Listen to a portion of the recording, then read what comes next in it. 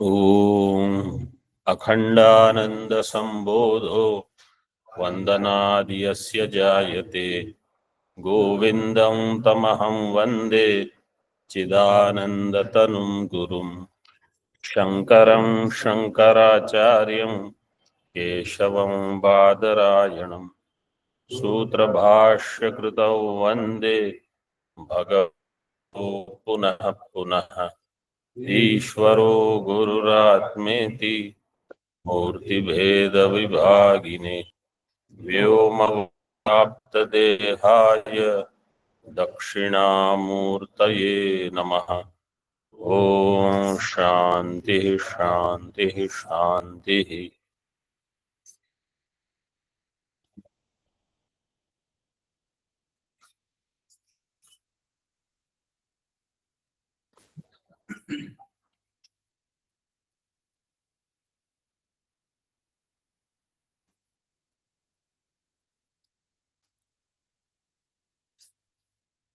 श्लोक क्रमांक 112 112 अहिंसा का प्रकरण आरंभ करेंगे। तो पूर्व श्लोक में 106 से बहुत सारे सद्गुण का वर्णन किया था भाष्यकार भगवान ने, ब्रह्मचर्यम, अहिंसा, दया, भूतेषु अवक्रता इत्यादि। अब इन सब का एक एक दो दो श्लोकों में वर्णन कर रहे हैं कि इन सब की आवश्यकता है। मोक्ष के लिए केवल ग्रंथ का अध्ययन करना ये पर्याप्त नहीं है, इसके साथ साथ बहुत सारे सद्गुण आवश्यक हैं। ये सद्गुण होने पर हमारा मन अत्यंत निर्मल रहेगा। इस निर्मल चित्त में ब्रह्माकार वृत्ति हो सकती है, अन्यथा ये संभव नहीं होगा। अहिंसा वाङ्मनः कायैः प्राणिमात्रा प्रपीडनम् स्वात्मवत् सर्वभूतेषु कायेन मनसा गिरा।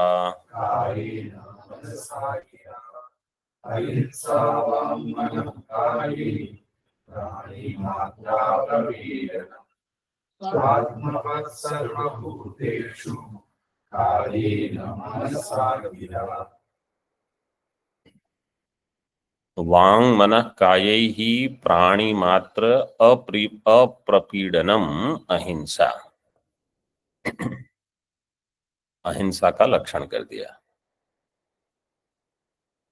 और वर्तन कैसा होना चाहिए? कायेन मनसा गिरा स्वात्मवत् सर्वभूतेषु व्यवहरणम, व्यवहार है।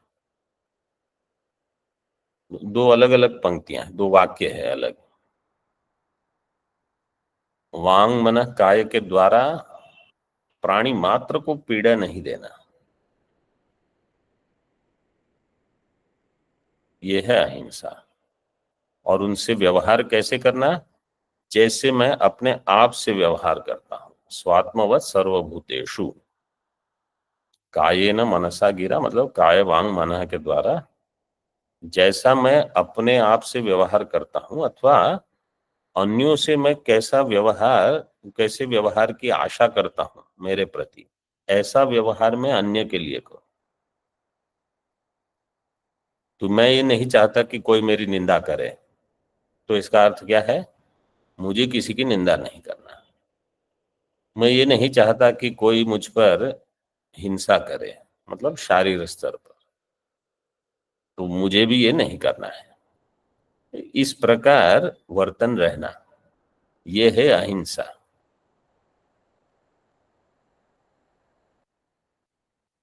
तो कठिन है, मतलब देखो पहले टीका देखिए फिर थोड़ा और चिंतन। वांग मनः कायैर वाक्च मनश्च कायश्च इति वांग मनः कायाः। पहले इनका द्वंद्व समास होगा, वांग मनः कायाः, फिर तैहि वांग मनः कायैहि, इनके द्वारा। न, अच्छा अभी अगला जो शब्द है प्राणी मात्रा प्रपीडनम, तो पहले अप्रपीडनम का विग्रह करेंगे। न प्रपीडनम अप्रपीडनम, फिर उसको प्राणी मात्र के साथ जोड़ना है। प्राणी मात्रा प्रपीडनम, प्राणी मात्राणाम अपीडनम, मतलब अप्रपीडनम, प्र तो उपसर्ग है, प्राणी मात्र को पीड़ा नहीं देना। अब इसमें कभी कभी जैसे साधारण तो वैसे ही साधक जो होते हैं, मतलब किसी को पीड़ा देना उनका कभी उनकी बुद्धि में ही नहीं होता। मतलब साधारण मनुष्य को तो पीड़ा देना ये तो बिल्कुल दूर की बात है, पशु पक्षियों को भी। पक्षी बैठे हैं, आपको क्या करना है? आप कुछ नहीं करोगे। मनुष्यों को तो पीड़ा देना, मतलब एक महात्मा से हम चर्चा कर रहे थे, बता रहे थे सबसे बुरा, मतलब सबसे अधिक पाप यही है, किसी अन्य को पीड़ा देना, काय वांग मन के स्तर पर। तो अपनी अपनी तरह सब लोग कुछ ऐसे साधन बना लेते हैं कि ये तो कभी नहीं करेंगे हम ऐसे।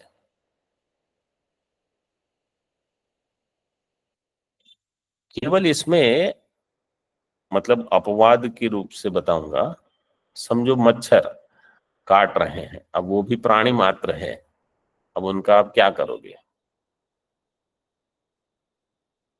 अथवा जैसे कमरे में कभी बहुत चींटियां आ गई, तो झाड़ू से कहीं तो निकालनी ही होगी।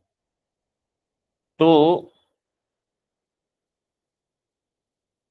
वहां कोई अन्य प्रयोजन नहीं है, केवल यह है कि हमारी सुरक्षा हो। कोई कहेगा कि सभी लोग अन्य को पीड़ा अपनी सुरक्षा के लिए ही देते हैं, तो मतलब वहां वो न्याय नहीं घटाना है। कहने का मेरा प्रयोजन यह है कि मनुष्यों को कभी पीड़ा नहीं देना, पशुओं को नहीं, पक्षियों को नहीं, फिर ये जो अन्य कुछ छोटे जंतु होते हैं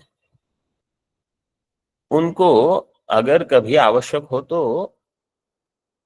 उसमें फिर थोड़ा आगे पीछे कर सकते हो, लेकिन अन्यथा बिना वजह किसी को पीड़ा देने की आवश्यकता नहीं।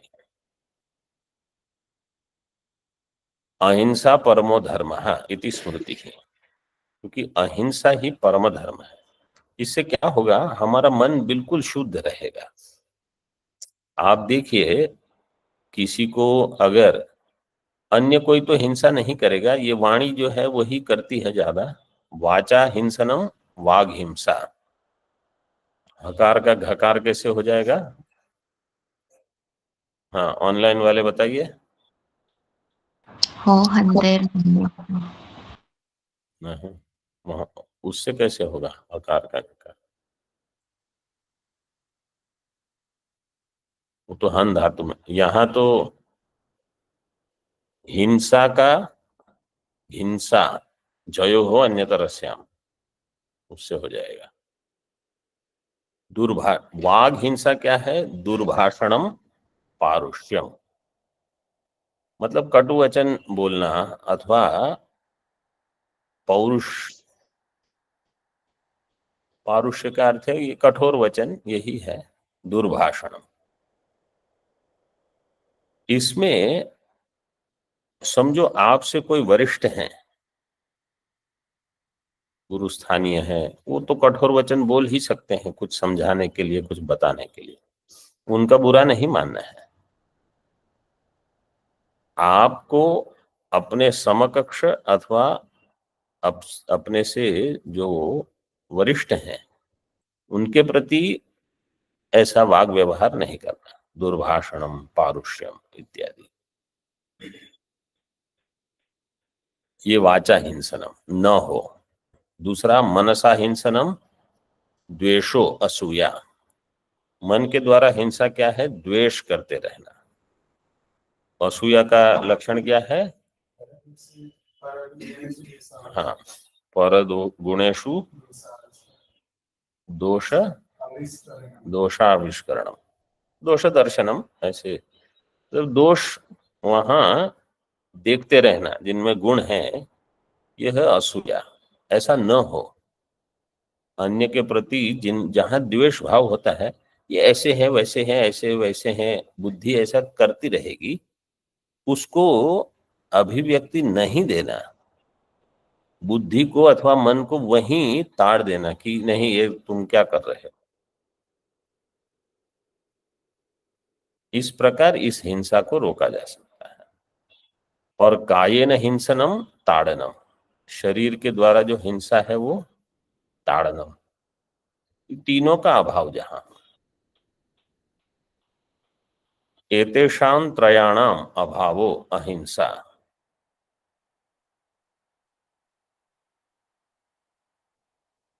जैसे कभी हम यहाँ टहल गंगा जी जाते हैं, बीच में कहीं कहीं है दुकानें रहती हैं सब, तो ये गाय वगैरह कभी कुछ दुकान में चली जाती है, कुछ खाने को पीने को, पता नहीं उनको इच्छा होती है ऐसी।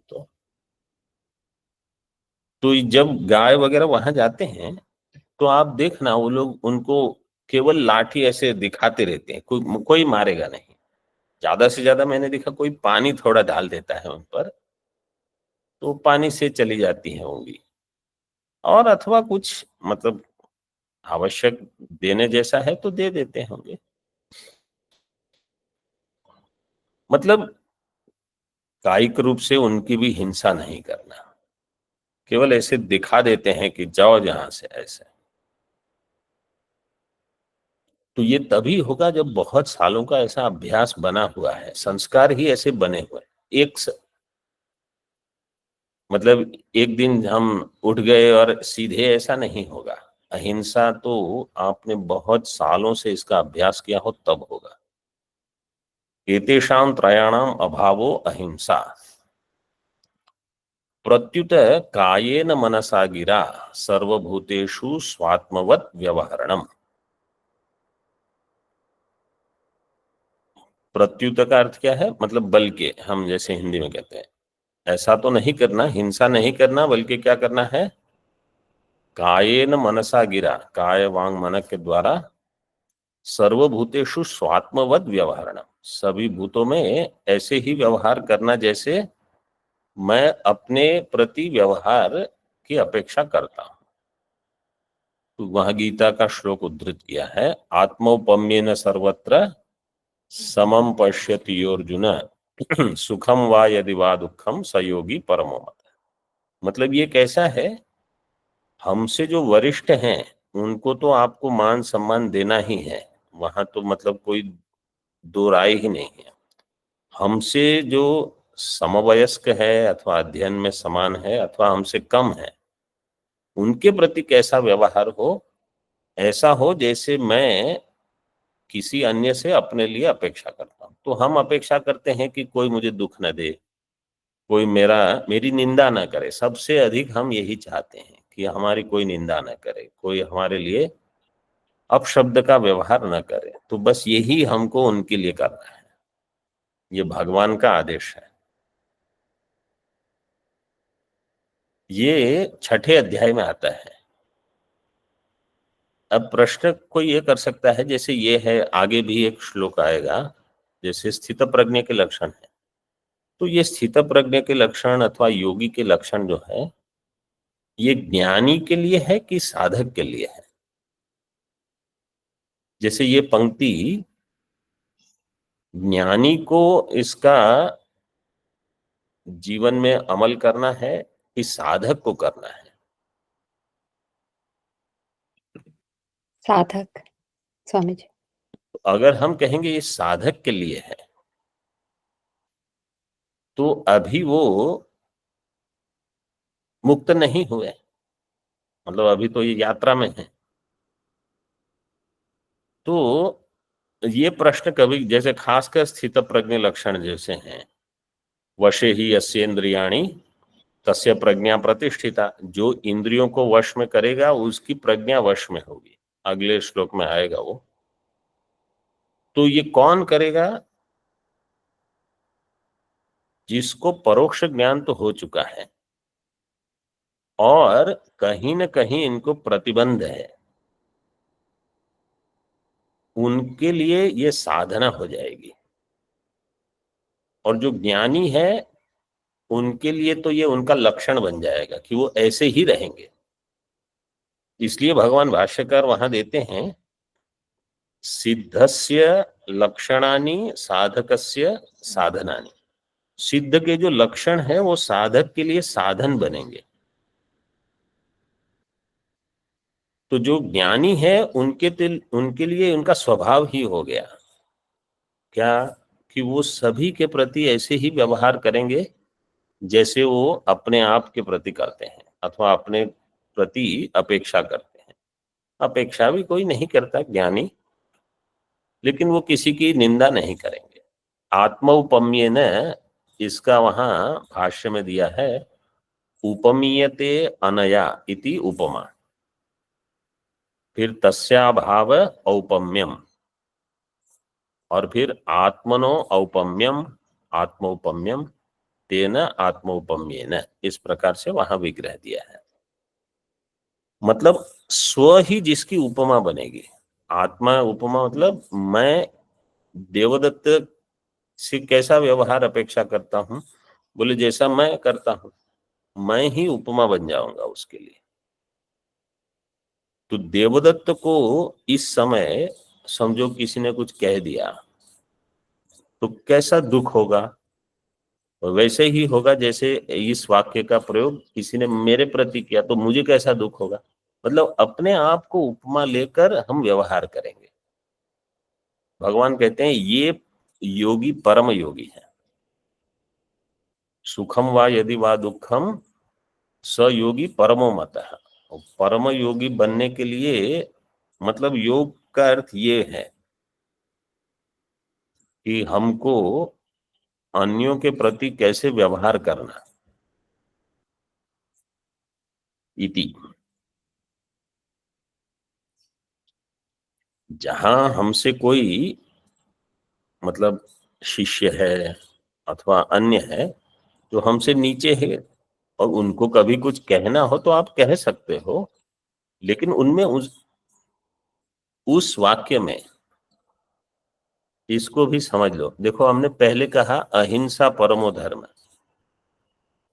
तो जब हम जैसे पाठशाला वगैरह में जाते थे और कहीं कुछ ताड़नम होता है, उस समय तो करते थे, अभी तो शायद नहीं करते, अथवा किसी ने कुछ आपको डांट दिया जोर से, तो वो भी हिंसा है। लेकिन वास्तव में जहां हमारा हित है, तो हित के लिए अगर कुछ कहा जाए किया जाए तो हिंसा नहीं मानी जाएगी।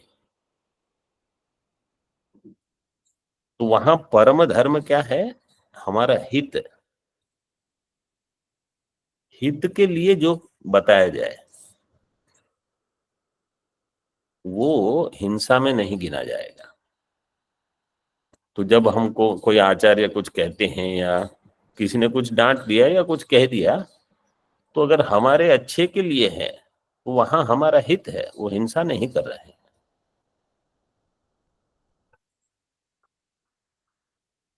सयोगी परमो मतः इति भगवता उक्तम।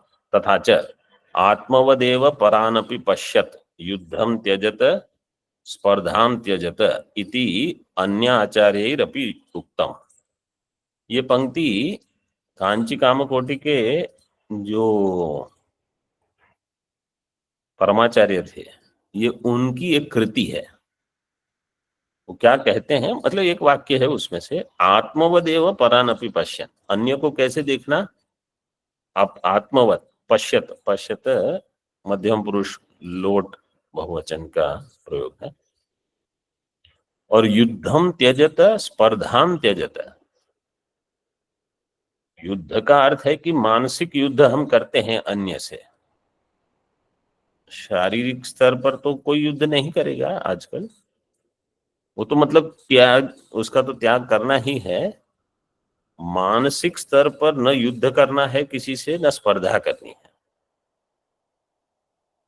स्पर्धा में क्या भाव बनता है कि हम उनको पीछे धकेल दें, हमसे आगे न बढ़े। स्पर्धा में ये रहता है। तो आप अपनी यात्रा करो, आप दूसरों की चिंता मत करो। जब आप उनसे चिंतित रहते हो कि कहीं वो हमसे आगे न बढ़ जाए, यही लक्षण है कि आपको अभी बहुत यात्रा बाकी है। तो ये भाव नहीं बनना चाहिए स्पर्धा का।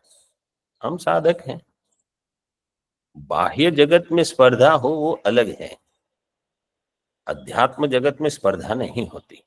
ऐसा नहीं है कि जैसे एक कोई पद है और 50 लोग उस पद के पीछे पड़े हैं, तो 50 में से कितने को मिलेगा वो पद? एक को ही मिलेगा, और 49 उनको कुछ नहीं मिलेगा। यहाँ ऐसा नहीं है, यहाँ एक ब्रह्म है, 50 लोग उसके लिए प्रयत्न करते हैं, तो किसको पहले ब्रह्माकार वृत्ति होगी? किसी को भी हो सकती है, और बाकी 49 उनको भी हो जाएगी। ऐसा नहीं है कि एक को मिला तो अन्य को नहीं मिलेगा।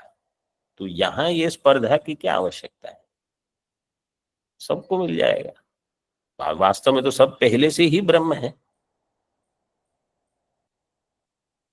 तो गलत सोच हटा देना। आगे देखिए, अभी दया और अवक्रता। जैसे योग में आता है हम्म हिंसा प्रतिष्ठा तो वैराग्य हम्म तो जैसे कहते हैं कि हिंसा में प्रतिष्ठित हो गए तो हिंसक पशु पक्षी भी हाँ हाँ, सही है। वो हिंसक पशु पक्षी जो है वो भी आपसे भय नहीं करेंगे, आपके प्रति हिंसक नहीं, साधारण पशु पक्षी वो भी आपसे भय नहीं करेंगे। और अगर आप जैसे मांस भक्षण या ऐसे कुछ करते हो, साधारण पशु पक्षी आपके नजदीक आने में डरेंगे, क्योंकि आपकी वृत्ति जो रहेगी ना वो हिंसक वृत्ति होगी।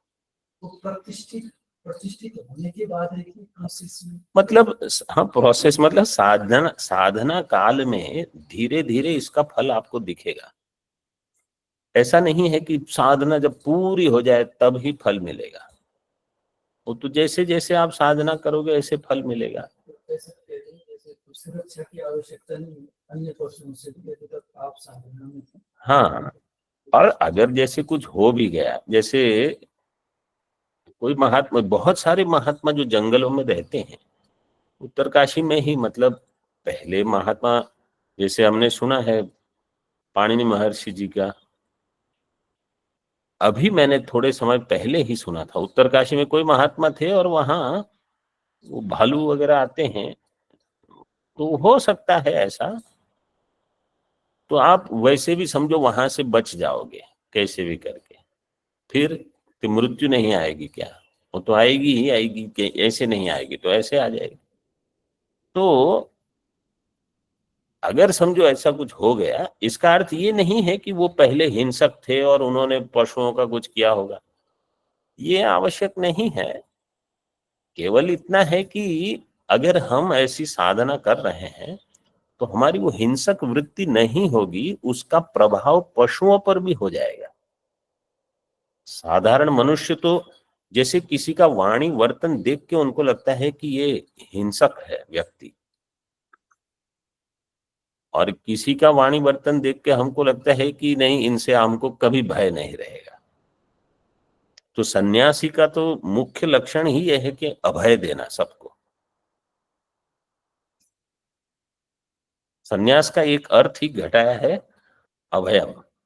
स्वयं सबको सबसे हाँ, जैसे गीता में कहा है, लेकिन सन्यास का है अभय दान दे देना, कि किसी को हमसे भय ना हो, मैं किसी से स्पर्धा नहीं करूंगा, किसी की चीज मैं ले नहीं लूंगा, तो फिर हमसे भय क्यों हो आपको? ऐसे अनुकंपा दया सैव प्रोक्ता वेदांत वेदिभिः करणत्रितयेष्वेक रूपता वक्रता मता।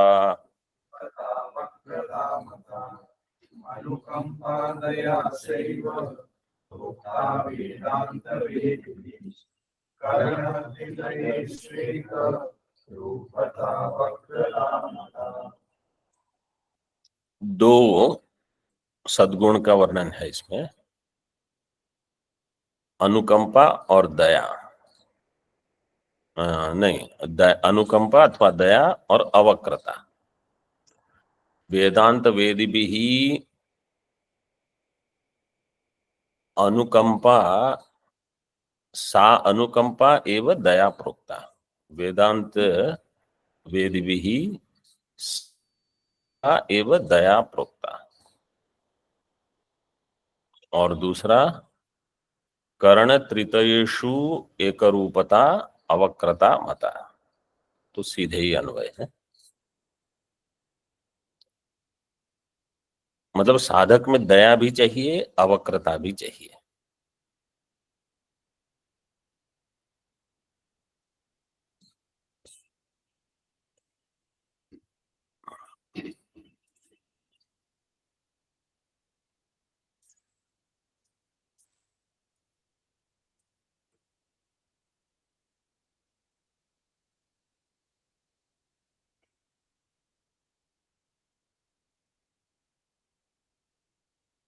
टीका में देख लीजिए अर्थ है।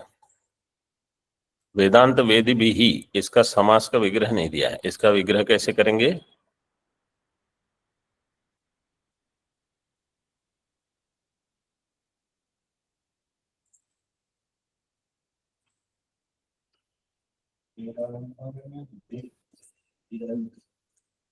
पहले वेदांतम वेदितुम शीलम, वेदांत वेदिन करके फिर वेदी भी ही।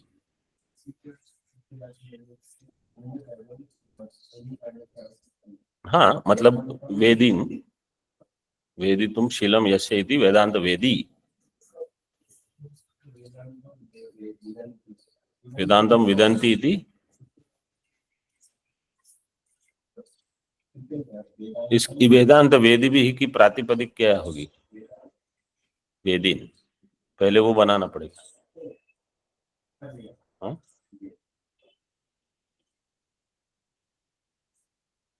फिर तई ही वेदांत वेदी भी। या लोके अनुकंपा प्रसिद्धा सैव वेदांत वेदी भी दया प्रोक्ता। लोक में जो अनुकंपा शब्द से प्रसिद्ध है वही दया है। क्या है दया? भूतेषु दुखितेषु तेषां दुख असहने करुणा, तेषां दुख परिहरणे इच्छा दया। भूतों को दुखी देखने पर, भूतेषु दुखितेषु मतलब कोई दुखी है तो हमको ये सहन नहीं हो रहा है कि कोई दुखी है, यह है करुणा। मतलब किसी को दुखी देखकर हमारा अगर हृदय पिघल जाता है तो यह है करुणा। और उनके दुख को, उसका परिहरण करने की अगर इच्छा होती है तो यह है दया। तेषां दुख परिहरण इच्छा। अगर हम कुछ कर सकते हैं तो हमको करना है। इसका अर्थ ये नहीं है लेकिन कि आप मतलब अपना समझो अध्ययन वगैरह कुछ आपको नियम दिया गया है, तो नियम को छोड़ के आप बाकी सब छोड़ के, अध्ययन छोड़ के बस उसी में लगे रहो, ये आवश्यक नहीं। अगर आपको ये कभी हम कर सकते हैं ऐसे, और अगर ये हमको कर्तव्य के रूप में दिया गया है तो करना ही है। अन्यथा अगर दुख परिहरण की इच्छा है, समझो हम चाहते हैं कि किसी का दुख कम हो जाए लेकिन हम कुछ नहीं कर सकते, प्रार्थना तो हम कर ही सकते हैं कि प्रभु इनका दुख कम हो जाए। अगर क्योंकि सभी लोगों में सामर्थ्य नहीं होता किसी के दुख का परिहरण करना, और परिहरण करने की सामर्थ्य सब में नहीं रहती, लेकिन कम से कम हमारा भाव यह है कि कोई दुखी ना हो। सर्वे भवन्तु सुखिनः सर्वे सन्तु निरामया। इसमें 2 श्लोक उद्धृत किए हैं। उक्तंच आत्मवत् सर्वभूतेषु यो हिताय शुभाय च वर्तते सततं हृष्टः क्रिया ह्येषा दया स्मृता आत्मवत् सर्वभूतेषु यो हिताय शुभाय च वर्तते। सर्वभूतेषु कैसे वर्तन है? आत्मवत, वही जो हमने पहले देखा। सततम हृष्ट, हृष्ट मतलब सतत प्रसन्न होकर। आत्मवत सर्वभूतेषु सततम हृष्ट अथवा सततम का वर्तते के साथ क्रिया विशेषण बना के ऐसा क्रिया दया स्मृता, इस क्रिया को दया कहा जाएगा। तो सभी भूतों के प्रति उनके हित के लिए और शुभ के लिए, शुभाय हिताय च वर्तते, यह है दया, अनुकंपा।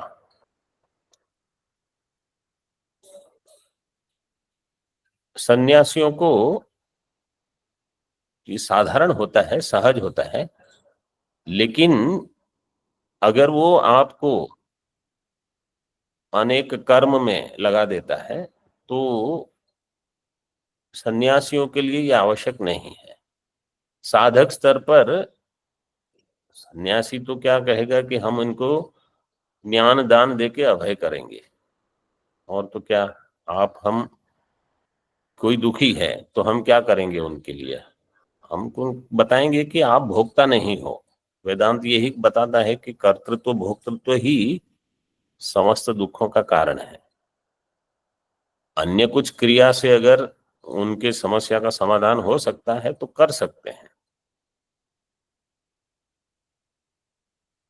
यहाँ कुछ मतलब हमको थोड़ा ध्यान देना है कि कितना हम कर सकते हैं और कितना नहीं करना है, कहाँ करना है कहाँ नहीं करना, ये सब।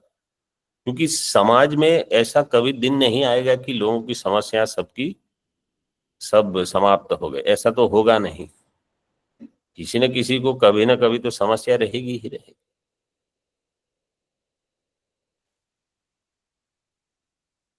और एक श्लोक है, परे वा बंधुवर्गे वा मित्रे द्वेष्टरि वा सदा आत्मवद् वर्तितव्यं हि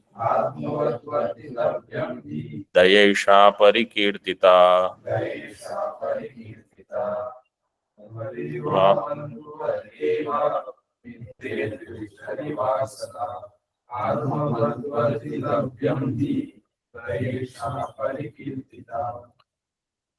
बंधु वर्गे वा, किसी अन्य में अथवा बंधुओं में, मतलब जिनको हम जो ज्ञाति है उनके लिए संबंधी है, अथवा मित्रे द्वेष्टरिवा, मित्र में भी अथवा जो द्वेष करते हैं। ये वही जो गीता में क्या श्लोक है, सुहृन् मित्रार्युदासीन मध्यस्थ द्वेष बंधुषु साधुष्वपि च पापेषु समबुद्धिर्विशिष्यते। ये लगभग वैसा ही है कि सबके प्रति समान।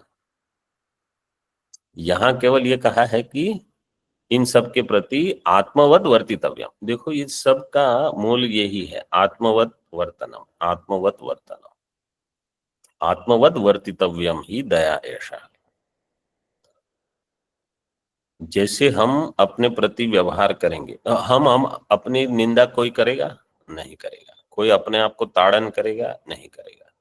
फिर अन्य को क्यों करना? इसका लाभ कब होगा? जब हमको ये ज्ञान हो जाएगा कि मैं ब्रह्म हूं।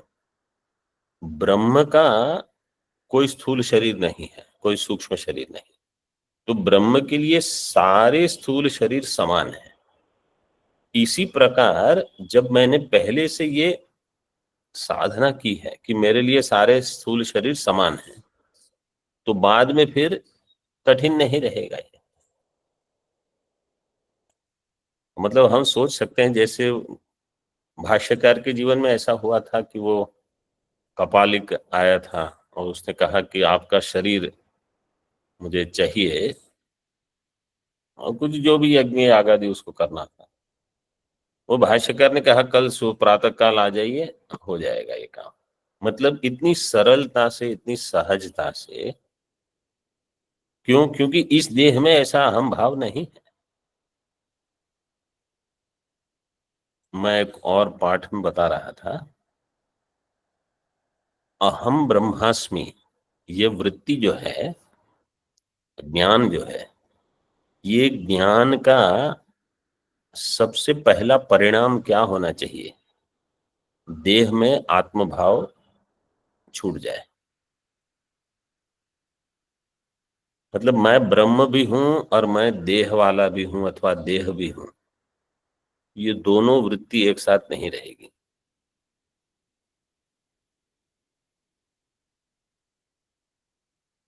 ये हो सकता है कि मैं ब्रह्म हूं, ये पारमार्थिक है, और मैं देह हूं, ये व्यावहारिक है। तो जो पारमार्थिक की दृष्टि से जो भी व्यावहारिक होगा वो मिथ्या होगा। तो वो बाधित वृत्ति चले, वो मुख्य वृत्ति नहीं बन सकती। तो अहम ब्रह्मास्मि का अर्थ ही यह है कि देह में तादात्म्य न हो।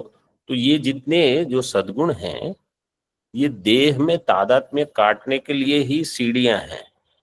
जब हम इस सीढ़ियों से चल के आगे बढ़े हैं तो पहले से बहुत सारा हो चुका है, नहीं तो फिर मैं ब्रह्म हूं ये बोल देंगे और बाकी सब फिर आगे करना पड़ेगा।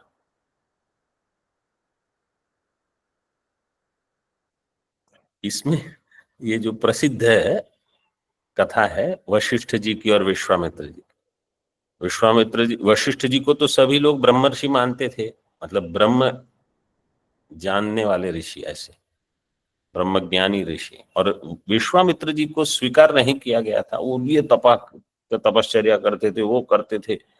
उनकी बहुत इच्छा थी कि सभी लोग मुझे मान्यता दे कि मैं भी ब्रह्मर्षि हूं।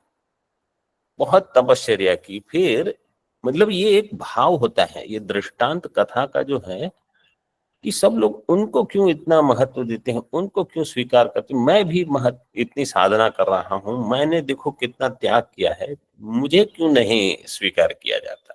ये एक भाव बन जाता है। फिर आकाशवाणी हो गई कि आप भी ब्रह्मर्षि हो, समझो ऐसा। मुझे कुछ कुछ याद है कि आकाशवाणी हो गई, फिर भी वो संतुष्ट नहीं थे। क्यों? बोले सभी लोगों ने स्वीकार किया। जब तक वशिष्ठ जी स्वीकार नहीं करेंगे तब तक मुझे अपने आप में कमी लग रही है। मतलब ये भाव देखो, ब्रह्मर्षि बनना कोई साधारण काम नहीं है। इतनी तपश्चर्या की होगी कितनी बार। हाँ, प्रणाम करते समय उन्होंने प्रणाम नहीं किया तो बोले थे कि यदि वापस मतलब आगे से पीट कर वापस आ जाओगे तो वशिष्ठ जी फिर मर जाएंगे जल करके। वशिष्ठ जी जल कर भस्म हो जाएंगे यदि आप पीट करके वापस आ जाओ। उनकी पीठ। हाँ। तो दिशा तो गए वशिष्ठ जी पे जाने वहाँ पे दिशांतर जी गए तो उनका सत्कार नहीं किया, स्वागत नहीं किया, खड़े नहीं हुए। तो उससे वैसे ये पीट कर वापस आने वाले थे कि तब उनको लगा कि नहीं ये अभी बरात हो जाएगा। हाँ। फिर वैसे ही जैसे ऐसे तब फिर उन्होंने स्वीकार किया कि आओ अभी। मतलब देखो कथा के से हमको क्या ग्रहण करना है इतना। मैंने कहीं ऐसे सुना था कि वो रोज वहां स्नान के लिए उनकी कुटिया के पास से ही जाते थे। तो किसी ने वशिष्ठ जी को पूछा कि भाई आप क्यों स्वीकार नहीं कर लेते कि ये ब्रह्मर्षि हैं, आपके कारण वो देखो कितने दुखी हैं। तुमने कहा मैं तो जानता ही हूं कि वो ब्रह्मर्षि है, मैंने तो स्वीकार कर ही लिया। तो तुरंत फिर विश्वामित्र जी ने सुन लिया। वो बाहर से जा रहे थे स्नान के लिए, तो तुरंत अंदर आके उनको नमस्कार, उनके पैरों पे गिर गए। तो कभी हमको ये अहम कुछ हो जाता है, कुछ खटकता है कहीं ना कहीं। मतलब ये वहां तक हो सकता है, ये भावना, ये स्पर्धा। वो छोटे मोटे व्यक्तियों में तो कहाँ ये वो मतलब फंस जाते हैं। लेकिन सबका इतना अच्छा प्रारब्ध नहीं होता कि वो ब्रह्मर्षि के लिए जा रहे हैं और वो भी केवल वशिष्ठ जी से ही स्पर्धा करेंगे। वो तो छोटी मोटी चीजों में कहीं अटक जाएंगे तो क्या उसका कोई लाभ नहीं है। इतनी साधना, इतनी तपश्चर्या, उसमें भी बीच में फिसल जाना, मतलब कहीं कोई अप्सरा आ गई, कहीं किसी पर क्रोध हो गया, श्राप दे दिया तो सब तपस चला गया।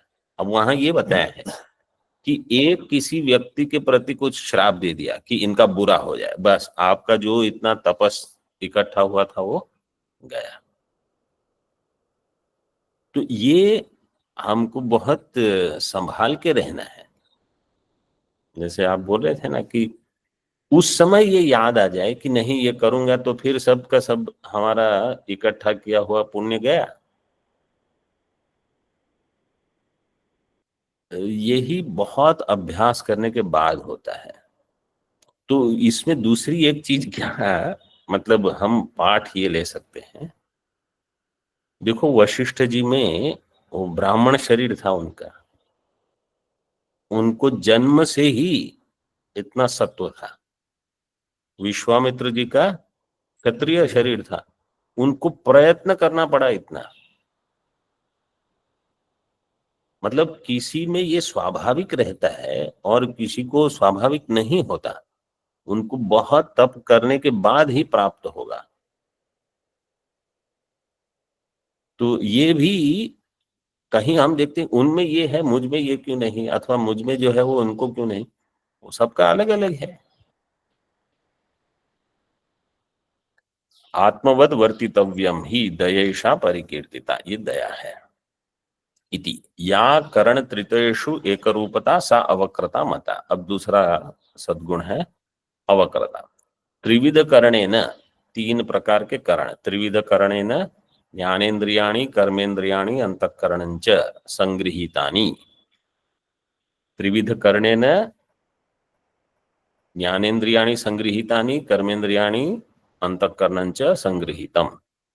तस्मात् तेषां सर्वेषां व्यवहारेषु आर्जवम ऋजिता या सैव अवक्रता। इन तीनों में जो रुजुता है, अवक्रता। तो आर्जवम तो वहां दिया है, आर्जवम तो 2-3 बार भगवान ने कहा है। जैसे ज्ञान के लक्षण में भी दिया है, अमानित्वम अदम्भित्वम अहिंसा क्षांतिर आर्जवम, वही है यहाँ अवक्रता। यल लक्ष्यम बुद्ध्या निर्धारितम शास्त्राचार्योपदेशानंतरम तदेव युक्तेन मनसा अनुसरणीयम निगृहीतेन्द्रियैश्च। जो लक्ष्य शास्त्र आचार्य उपदेश के अनंतर बुद्धि के द्वारा निर्धारित किया गया है, वही युक्तेन मनसा, युक्त मन क्या है, जो बुद्धि का अनुसरण करने में समर्थ हो। शास्त्र आचार्य उपदेश प्राप्त जो बुद्धि है, उस बुद्धि का अनुसरण मन भी करे और उस बुद्धि का अनुसरण इंद्रियां भी करे, तो आप युक्त हो गए। नहीं तो अयुक्त, बुद्धि कहेगी कुछ करो, मन कहेगा नहीं नहीं ये थोड़ी करना है, हम कुछ और करेंगे। ये बहुत समय चलता है आंतर संघर्ष। हमको निर्णय, सभी को यही सभी लोग, सभी साधक ये चाहते हैं कि हम अत्यंत विशुद्ध निर्मल मन वाले और सबसे बढ़िया ज्ञानी हो, सभी लोग चाहते हैं। लेकिन उसके लिए फिर ऐसा मन चाहिए, ऐसी इंद्रियां चाहिए, ऐसा व्यवहार चाहिए, सब चाहिए। जिनमें ये अभ्यास से प्राप्त हो जाएगा वो है अवक्रता, आर्जवम। युक्तेन मनसा अनुसरणीयम निगृहीत इंद्रियैश्च, और निगृहित इंद्रियों के द्वारा भी अनुसरणीयम। ते सर्वे तस्मिन् एकस्मिन् लक्ष्ये नियुज्यन्ते यया वृत्त्या सा अवक्रता। जिस एक वृत्ति के द्वारा उसी एक लक्ष्य में ये सभी का नियोग किया जाएगा। मतलब जैसे आप इतना साधारण दृष्टांत समझ सकते हैं। समझो कुछ बड़ा कार्य करना है, अथवा देश का कार्य है। प्रधानमंत्री रहेंगे, फिर सुरक्षा मंत्री रहेंगे, वित्त मंत्री रहेंगे, अलग अलग सबको पद दिया गया है। समझो सभी लोग अलग अलग ध्येय के लिए अपना काम करते हैं, देश के लिए नहीं। किसी का कुछ हो, किसी का कुछ हो, किसी का, वो देश आगे बढ़ेगा? कभी नहीं। कोई निर्णय ही नहीं हो पाएगा। प्रधानमंत्री कुछ कहेंगे, बाकी सब लोग कुछ अपना अपना लेके बैठ जाएंगे। अगर देश को आगे बढ़ना है तो जो निर्णय इस बुद्धि के द्वारा हुआ है, बाकी सब लोग युक्तेन मनसा अनुसरणीय, ये सब उसके पीछे खड़े रह जाएंगे कि जो आप कहेंगे हम उसी के पीछे काम करेंगे, तब लक्ष्य तक पहुंच सकते हैं। तो जब बुद्धि ने कह दिया है कि हमको मोक्ष चाहिए और हमको ये बाकी सारी चीज को हटाना है बुद्धि में से, जो गलत गलत समझ है, व्यवहार है, तो अब मन को भी करना पड़ेगा, इंद्रियों को भी करना पड़ेगा, चाहे जो हो। ये है रुजुता। ते सर्वे तस्मिन् एकस्मिन् लक्ष्ये नियुज्यन्ते यया वृत्त्या। यया वृत्त्या मतलब वृत्ति का अर्थ यहाँ समझ, ऐसा ज्ञान। उस ज्ञान के बल पर बाकी सब लाइन में खड़े रह जाएंगे उसके पीछे, एक मत होकर, कोई विरोध नहीं वहां। वो है अवक्रता।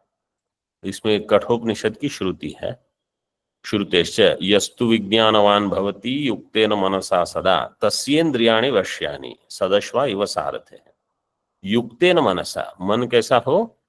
युक्त हो।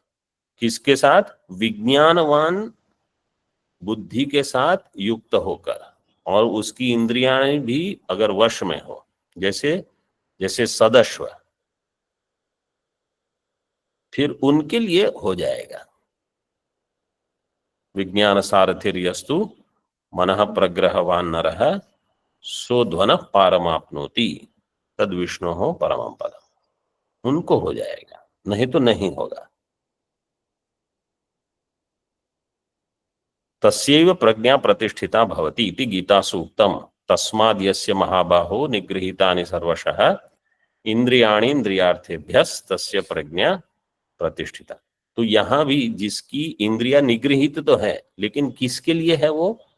जिसने पहले से कुछ प्रज्ञा प्राप्त कर ली ब्रह्म विषय, और फिर इंद्रियों को नियंत्रित करना, मन को नियंत्रित करना, जिससे कि हमारे ध्येय के प्रति हम आगे बढ़ सके।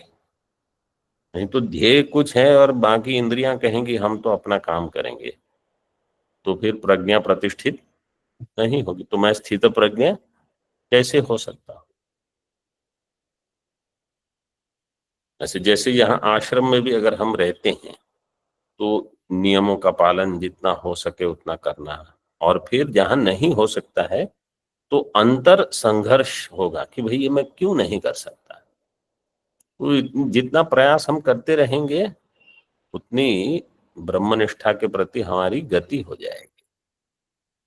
ओम पूर्णमदः पूर्णमिदं पूर्णात् पूर्णमुदच्यते पूर्णस्य पूर्णमादाय पूर्णमेवावशिष्यते।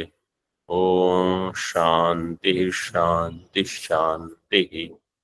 शंकरं शंकराचार्यं केशवं बादरायणं सूत्रभाष्यकृतौ वन्दे भगवन्तौ पुनः पुनः। ईश्वरो गुरुरात्मेति मूर्तिभेदविभागिने व्योमवद्व्याप्तदेहाय दक्षिणामूर्तये नमः। ओम शांति शांति शांति।